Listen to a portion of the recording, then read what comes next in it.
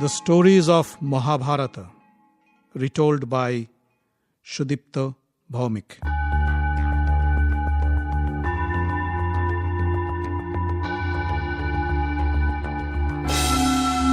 Welcome, dear friends, to another episode of The Stories of Mahabharata.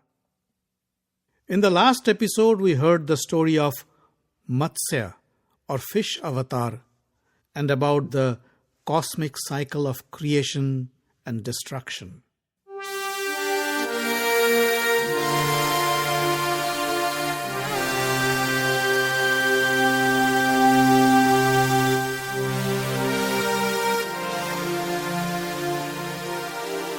Yudhishthira said, "Lord Markandeya, please tell us about the virtues of a woman." Markandeya said, "Let me tell you a story. In the olden days, there lived a rishi named Kaushik. One day, while he was studying the scriptures, a crane flew over him and defecated on the rishi's head. The angry rishi looked up at the bird, and his glowing eyes killed the crane instantly. The bird dropped from the sky and fell at the rishi's feet. Looking at the dead bird, Kaushik felt bad. He should have controlled his anger, he thought. Later one day, Rishi Kaushik went to beg for alms in a village. He stood in front of a house and prayed for alms. The lady of the house asked him to wait and went inside to get some rice and vegetables for the rishi. In the meantime, her husband came back from work and the woman got busy taking care of him. She forgot about the beggar waiting at the door. Later, when she remembered, she rushed to the door to serve the rishi. She said, "Pardon my delay. I was busy serving my husband." The rishi was furious. "How dare you keep me waiting?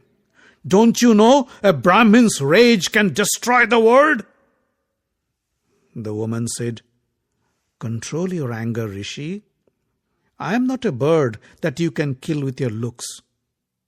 I am sorry for the inconvenience, but to me, my husband is my first priority.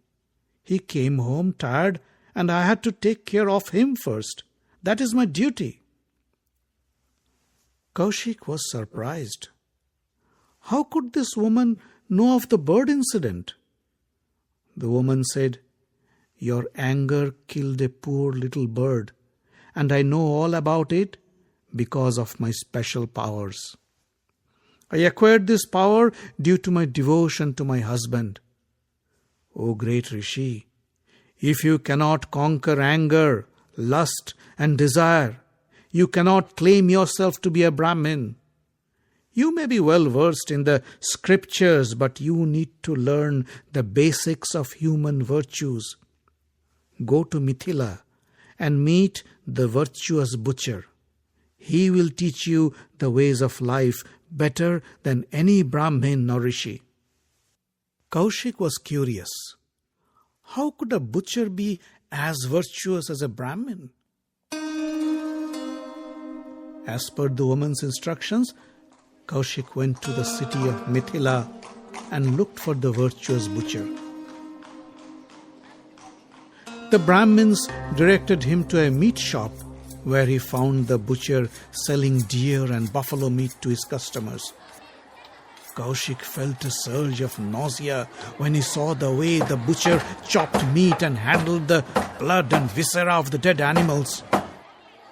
Kaushik controlled his feelings and introduced himself to the butcher. "I am Kaushik. I came from far to..." The butcher stopped him and said, "I know who you are, and I know that the virtuous lady has asked you to come to me. But this is not the right place to have a conversation. Come with me to my home." The butcher took Kaushik to his home. The baffled rishi asked, I don't understand. The woman told me that you are as virtuous and as wise as a Brahmin. Then how could you conduct this filthy business? This is not the duty of a virtuous man." The butcher said, "Selling meat is my family business, and I have no qualms about it. I conduct my duties according to the norms of a virtuous human being. I serve my parents. I speak the truth. I don't envy others. I donate as much as I can, and I eat only what is left after serving my guests and servants. I do not eat meat. I do not kill any animal, and I sell the meat that I get from the other hunters. Meat serves the hungry. Hence, there is no sin in killing animals for food. The learned say that rice, vegetables, fruits, medicinal plants, animals and birds all are edible by human beings. The kitchen of King Rantideva cooked 2,000 cows every day, and the meat served to all the king's guests. The food chain connects all living beings, and we can only survive by eating the other. We cannot avoid killing. When a man walks, he kills thousands on the ground without even knowing. Nobody in this world can avoid killing some living being or other." The virtuous butcher then gave Kaushik a long lesson on dharma, philosophy, and spirituality. Later he said, "Come with me. Let me show you how I practice my way of life." He took Kaushik to a beautiful house. Inside the house, he saw the butcher's parents taking rest after having their meal. The butcher touched their feet to pay his respects. Then he turned to Kaushik and said, "My parents are my gods. I only worship them and serve them instead of worshipping those in the heavens. Rishi Kaushik, you have ignored your parents. Instead of taking care of them in their old age, you abandoned them. You left home to study the scriptures, leaving your parents alone. They have gone blind, crying for you ever since you left. You should go back to your parents and serve them when they need you the most. It is your duty." Rishi Kaushik felt ashamed of himself. He touched the feet of the butcher and said, "You have saved me from a terrible sin. I will go back to my village and take care of my parents as long as they are alive." The butcher held him and pulled him up to his chest. Kaushik asked, "You cannot be a Sudra. Tell me, what misfortune has caused you to adopt this profession?" The butcher said,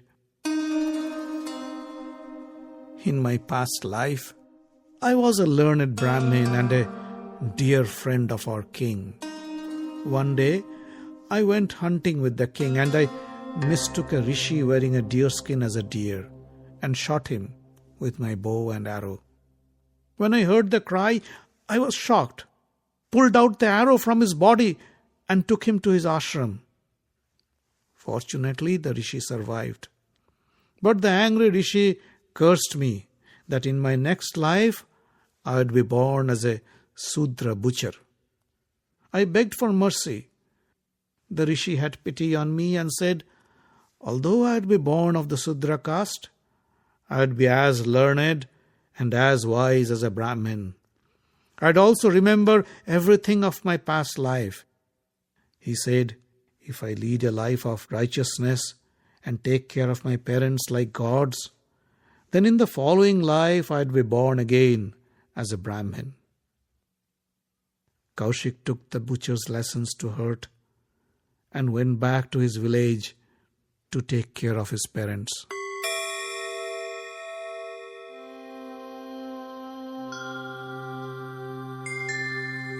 While the Pandavas were listening to Markandeya, Krishna's wife Satyabhama came to Draupadi and said, My dear Panchali, what is your secret? Panchali was surprised. She asked, What secret are you talking about? Satyabhama came close to Draupadi and said, "You have such popular and handsome husbands and have been the rulers of the world. How did you manage to tame them? They always follow your advice. They always include you in any major decisions they make, and they never seem to get angry with you. How is that possible? If you know of any secret, magic mantra, or maybe a magic potion, please tell me. I want to keep my husband Krishna under my control too." Draupadi was taken aback by such an unusual question from Satyabhama. She said, I am sorry, Satyabhama. I don't know of any such magic to control my husbands. Only evil women practice the devious methods you mention, and I am unaware of any such means. Being Krishna's wife, how could you ask such a question? Remember, no husband likes a wife who tries to control him by unfair means. Mantras cannot tame a husband, neither can potions. If a woman tries to drug her husband with some unknown concoction, it can cause severe damage. The man can become sick, impotent, lose his eyesight or hearing, and suffer from long-term disabilities. If you want to know my secret, then listen to what I do. I never lust for any other man, even a god, however handsome, rich, and powerful he may be. I let go of my pride, ego, anger, and desire and serve my husbands along with their other wives. I eat only after my husbands have eaten. I keep my house and my kitchen clean. I do not complain and I do not scold my husbands. I avoid the company of evil women. I avoid staying outside my home for long. I do not laugh excessively, neither do I cry without a cause. I keep my anger under control. I follow all the norms of a household as taught by my mother-in-law. When Yudhishthira was the emperor, I took care of the staff members of our palace. I kept myself updated of the income and expenses of the kingdom. The Pandavas would entrust with me the well-being of our dependents while they stayed busy with their jobs. I gave up all physical comfort and performed my duties to the best of my ability. Satyabhama, this is the secret to impress my husbands. Trust me, I know of no other magic trick. Satyabhama said, Draupadi, pardon me if my words have offended you. I consider you my friend and I was only kidding with you. Draupadi said, Satyabhama, let me share with you the secrets to win over your husband from the influence of other women. Always serve Krishna with love and affection. Offer him the best food, flowers and fragrances. Behave with him kindly. Make him understand that you are taking the utmost care to make him happy. Never reveal to others what Krishna tells you, even if it isn't a secret. Care for those whom your husband favors and avoid those he dislikes. Do not be intoxicated and lose your guard in front of other men, even if they are close relatives like Prince Samba or Prince Pradyumna. Befriend those women who are of pure soul and avoid those who are short-tempered, liars, addicts and thieves.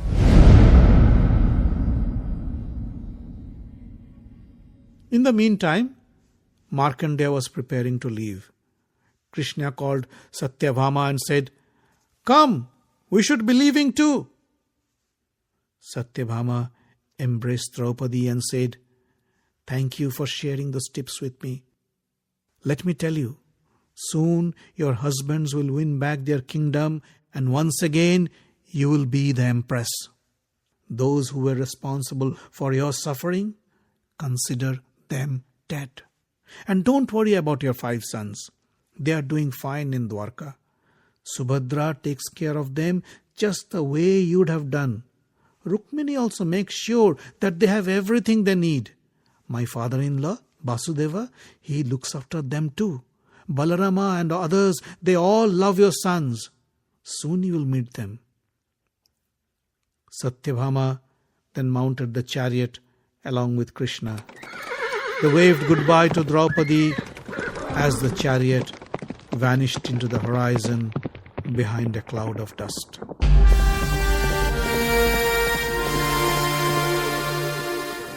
The Stories of Mahabharata is written, directed and told by Sudipta Bhawmik.